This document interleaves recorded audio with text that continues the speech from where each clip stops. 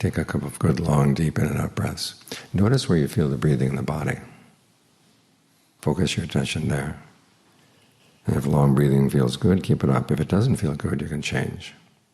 Make it shorter, deeper, more shallow, heavier, lighter, faster, slower. See what rhythm and texture of breathing feels good for the body right now. This is something you have to do on your own. Nobody else can do it for you.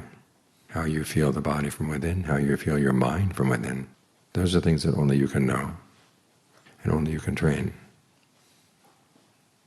This is what the Buddha said, Atthi, Attano, Natho. The self is its own mainstay. You have to depend on yourself to do the practice. Now you get help from others.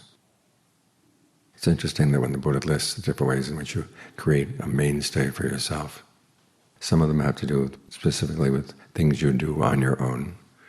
You develop a sense of contentment with your material surroundings. You're persistent in the practice, you're mindful, you're discerning.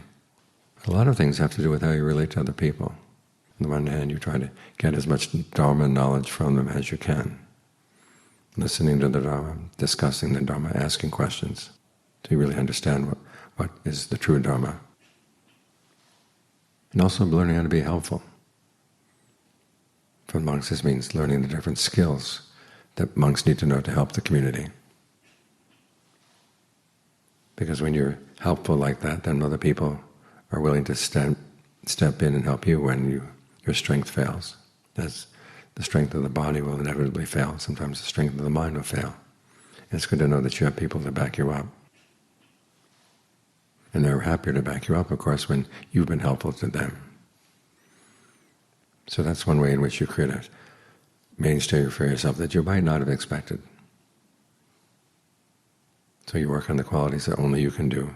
But you get information from outside, you get guidance from outside, encouragement from outside, and then you're happy to share. This way you create a network that keeps you supported even in moments when you're weak, helps to keep you on track. So look to yourself. You can depend on yourself only when you develop these good qualities inside. And if you don't have these good qualities developed inside, what are you going to depend on? Who are you going to depend on? It all has to start from within. And fortunately, we have the Buddha, we have the noble disciples as our guides, as our examples.